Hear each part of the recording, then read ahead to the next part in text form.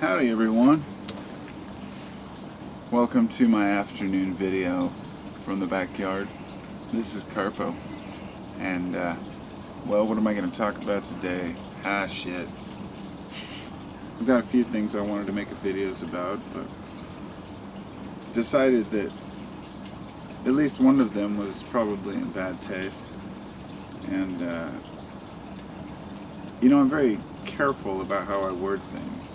I find myself not wanting to be confrontational with people, but I end up getting into those situations because I disagree with something and they can't seem to handle it. And they go on the offensive and start attacking me. For example, if someone believes something and I say I don't believe that's true, they take it as if I'm calling them a liar or take it personal.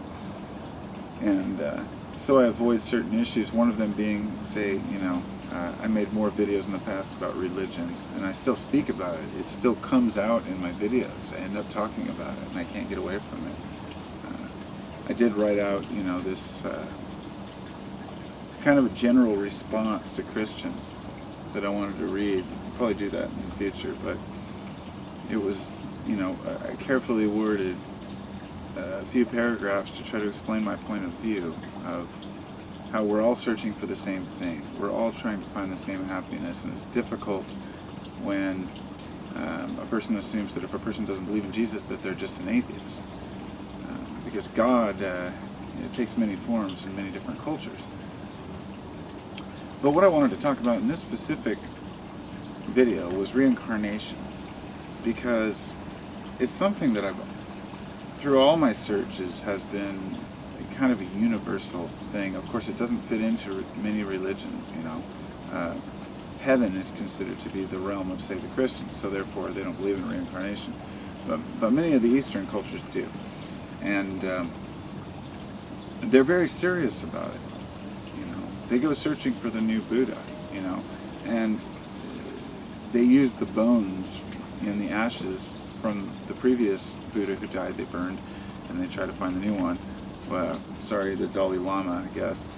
It's been a while since I've done my Eastern, studies, but all of the different correlations that I found between different belief systems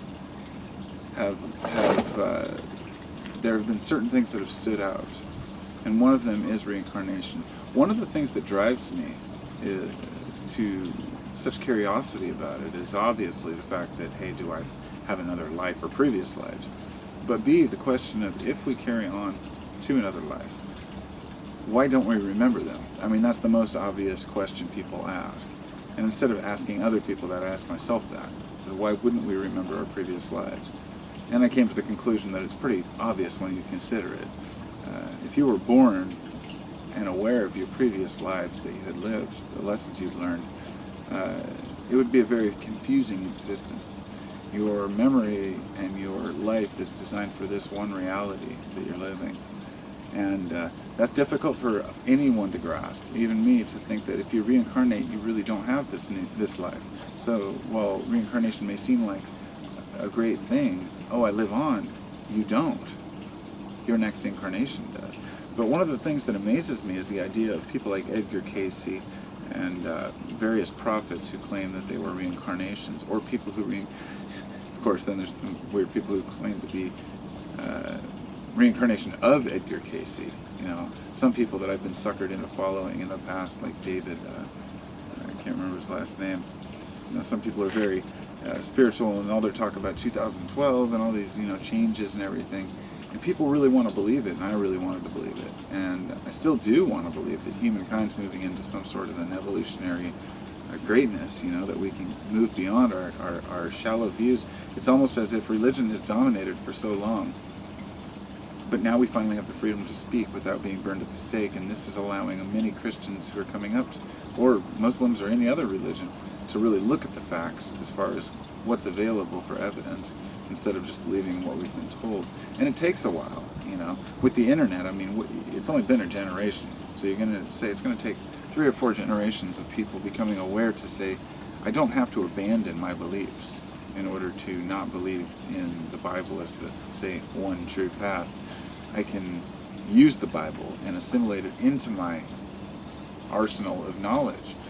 And so anyway, Manly Hall, who is one of my big heroes, I guess, in the realm of philosophy, spoke about reincarnation as if it were just fact. I mean, it was the one thing. Well, he talked about a lot of ancient cultures and belief systems, and he did a lot of historical talking about what the mystery schools were about, what symbolism was about. He wrote the book Teachings of All Ages, Secret Teachings. Wonderful book with a lot of illustrations. Those books and those teachings are what showed me that underneath and underlying all of these religions, texts, beliefs, ideas are these metaphors.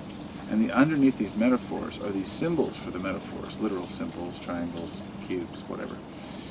And it's not something that can be taught, and this is why they always said only the eyes you can see or the ears that can hear. It has to do with being prepared, and this is why initiates in the mystery schools went through degrees.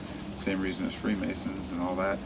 But in the sense of carrying on to another life, Manly Hall believed in that really strongly, that we take these lessons and that our karma is repaid, and after listening to so many different ideas, I learned it's not about, karma, the idea of instant karma, you do something bad to someone and someone does something bad to you.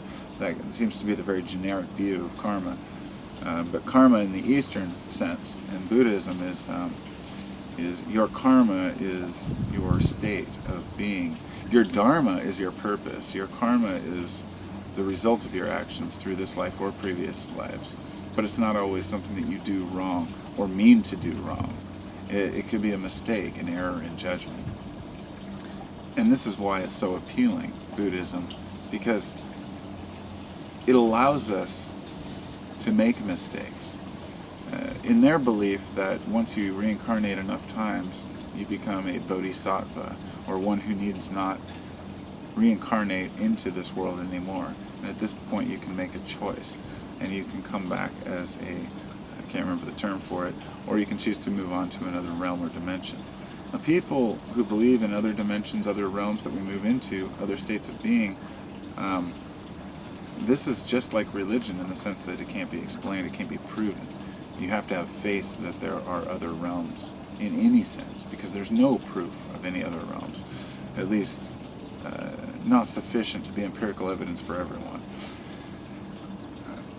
But what keeps me wondering are things like ghosts, residual energies and forces and orbs and the things that I've seen in the sky, the strange lights, and not only that, but the telepathic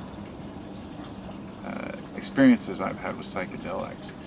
Now, if I might digress for a moment, since that came up, psychedelics, I believe, are almost a cheat sheet to enlightenment. And by saying, I never said that in the past because I always felt that was very shallow to say that, yes, drugs will bring you enlightenment. But it is one tool for that. Like I've said in the past, the way I describe it, my metaphor is that psychedelics give you a foot in the door. And you can look into the room and see what's going on. Many rooms, but eventually those doors are going to close because you have to take your foot out. When you do meditation practices and work your way up to that, you can get to the point where it's more like you have wedges to put in each door, so they're always open. And I've realized that I don't want those doors always open. This is why the doors of perception is the term used for, and the band The Doors. These are the doors of perception that open up into this awareness when you take psychedelics. And it's just like the idea of Christ. The word Christ means the anointed one, which referred to the king, but also referred to he who was anointed with the holy oil. And it had more to do with a very symbolic initiation into awareness and into a search. It's like when you open a certain door, you can't turn back. And so anyway, my psychedelic experiences have actually reinforced my belief in a God or a entity or greater being, yet never given it a label, and realized that whatever consciousness created this universe is not specifically interested with our individual lives, but it is, because we are part of it, if that makes sense. It's like you are not particularly interested in the blood cell right now that's in your arm moving through it, but you need it, and it's part of you. And if enough of these blood cells disappear, or, you feel it, therefore God needs us, we need God, whatever you want to call God. I don't even like to use that word, but God to me is God always with a lowercase g, because to me that represents the idea that God is everything. You can't give a title to it. Out of respect, people always capitalize all God terms or Jesus terms. For me, it's the opposite. But I think we're all yearning for the same reality, and we're all yearning for, a deeper understanding. And reincarnation is one of those interesting concepts that is reflected in so many of the ancient cultures, and it's really hard to just dispute and throw out for me personally, merely because of the stories of kids who have experienced past lives and have memories of lives, and many of these have been correlated. So at the very least, our consciousness may be moved into multiple bodies, perhaps some of our the great people or great minds, or even maybe not the great minds, however it works, whatever's needed, that energy is preserved along with the personality that created that energy, and then it can be channeled through another human. So in other words, you're remembering a life of someone else. It doesn't necessarily mean it's yours. Or maybe you're paying the price for someone else's life in the past. So many what ifs. And when I've looked into any evidences or proofs to try to clarify, everyone has a different opinion. So it is what it is. I'm not here to tell you it's wrong or it's right. I think reincarnation is a wonderful idea. But all I can say as far as the psychedelic thing was that when I've been into these realms, I've found things that can't be explained. Places that I've gone, for those who haven't done DMT, if you smoke enough, if you smoke a little bit, you go into a psychedelic mode, and everything's trippy. And you smoke a little more, and you start to have these great visions and experiences. You smoke enough, and you hit a point.